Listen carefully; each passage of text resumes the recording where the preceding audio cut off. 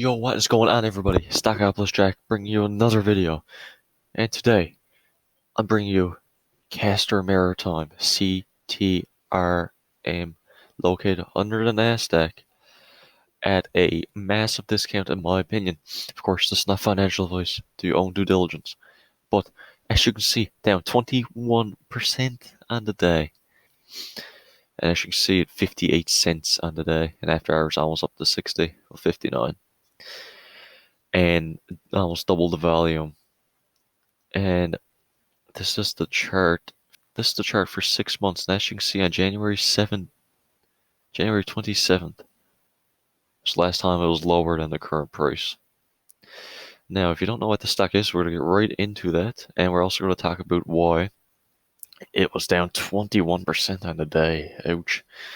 As you can see on the Castor Maritime site, they say, we are a growth-oriented global shipping company engaged in the seaborne transportation of a wide range of commodities along worldwide shipping routes through our ownership of dry bulk and tanker vessels.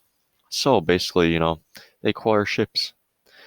They, deliver ships, acquire ships for their fleet, dry bulk and tanker vessels, as you can see.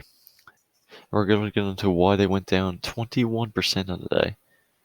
Investors are about to have their ownership stakes significantly diluted. So, as you can see, the shipping company announced the pricing of its latest stock offering, and Castor Maritime will sell roughly 192.3 million shares to institutional investors at a price of 65 cents per share. The offering will raise about 125 million before transaction-related expenses. The stock sale is expected to close on Wednesday. The shipping specialist also agreed to sell warrants as part of the deal. The warrants will give investors the right to buy up to an aggregate of 192.3 million shares at a price of 65 cents within the next 5 years.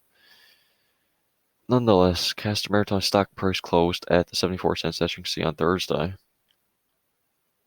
So stakeholders were likely displeased by both the pricing of the share sale and the substantial dilution of their ownership stakes it will bring about. The offering will increase the company's share count by roughly 27%. Not always a positive thing. However, the cash it raises from the offering should allow Castor Maritime to continue to expand its fleet, which is big for this company. Considering that's what they do. The shipping services provider has ramped up its vessels purchases in recent months, and we'll get into some of the purchases I'll show you in a few moments, in an attempt to take advantage of attractive deals during the COVID-19 crisis.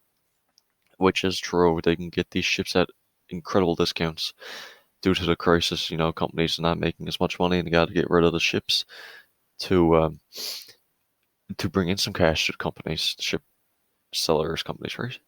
Our focus remains on deploying our capital and growing our fleet through timely acquisitions of vessels across shipping segments, the CEO said in March.